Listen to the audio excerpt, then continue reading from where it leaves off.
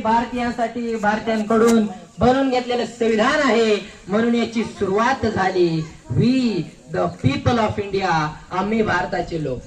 आणि त्यातला दुसरा भाग असा की या संविधानात कुठल्या कुठल्या बाबी असाव्यात, यात अशी कोणत्या बाबी असाव्यात ज्यामध्ये संविधानाची एक छबी उमटली पाहिजे. तर त्यासाठी प्रमुख 5 शब्दांचा प्रयोग केला गेला. कोणते 5 शब्द? सा, स, ध, लो आणि ग. सा, स, ध, लो आणि ग. त्यातील सा म्हणजे सार्वभौम. सार्वभौमची व्याख्या अशी आहे की कुठलेही राज्य दुसऱ्या राष्ट्राच्या नियंत्रणाखाली नसणे म्हणजे तो प्रदेश सार्वभौम आहे. दुसरा शब्द आहे स म्हणजे समाजवाद.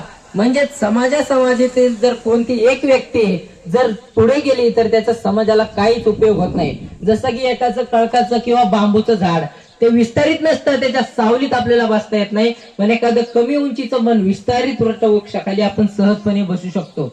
एका व्यक्तीने 10 पावले पुढे जाण्यापेक्षा 10 व्यक्तींनी एक पाऊल पुढे जाणे याला समाजवाद म्हणतात.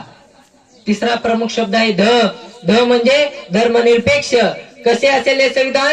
हे संविधान धर्मनिरपेक्ष असले पाहिजे. आता धर्मनिरपेक्षता सांगते की कुठले सरकार कुणाच्याही पर्सनल मॅटर मध्ये म्हणजे जात, धर्म, पंथ, लिंग, वंश, वर्ण, स्त्री, पुरुष असा कुठलाही भेदभेद न करता त्याच्या जातीवर टिप्पणी करणार नाही आणि कुठलेच सरकार स्वतःला कोणत्या एका जाती धर्माचे सांगणार नाही. म्हणून आज आपला देश आज जगाच्या पाठीवर धर्मनिरपेक्ष देश म्हणून ओळखला जातो.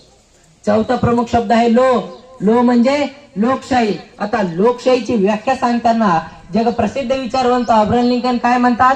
अब्राहम लिंकन म्हणतात की लोकांनी लोकांसाठी चालवलेले राज्य म्हणजे लोकशाही. आणि 5वा आणि शेवटचा प्रमुख शब्द आहे तो म्हणजे ग म्हणजे गणराज्य. गण म्हणजे जनता आणि राज्य म्हणजे सरकार. म्हणजे जनतेद्वारे निवडून दिलेलेच प्रतिनिधी इथली अर्थव्यवस्था, इथला राज्यकारभार चालवण्यास सक्षम आहेत असा आपला देश आहे. म्हणूनच सा, स, ध, लो आणि ग या पंचरत्नालाच सोल ऑफ द प्रिअम्बल असं संबोधलं जातं. मित्रो, आज आपण इथे विद्यार्थी बसलेले आहेत म्हणून मला डॉक्टर बाबासाहेब आंबेडकरांचं एक वाक्य आठवतं की आज आपला समाज शिकला नाही, विकसित झाला नाही. आपण बदलाला विरोध करतो म्हणून आपण विकसित झालो नाही. म्हणून डॉक्टर बाबासाहेब आंबेडकर सांगतात